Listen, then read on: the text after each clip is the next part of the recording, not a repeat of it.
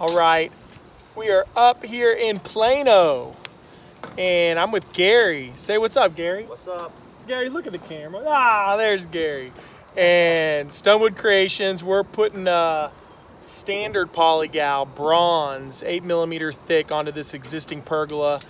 Our existing system that is our standard grade, you know, you've got this, this is the polycarbonate base and cap. So it differs from the other two systems, whereas this is just the old school, just polycarbonate base and cap connector.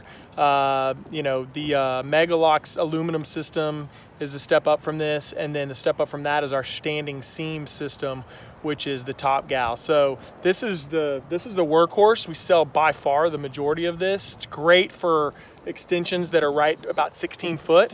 Once you get a little bit more than 16 foot, you want to probably get up to Megalock if there's, you know, not enough slope. But this one's got about 4 inches, 16 foot of extension. And so, yeah, I'm gonna be talking to you guys and showing you how it is, and we'll get it rolling. But yeah, that's what we got for now.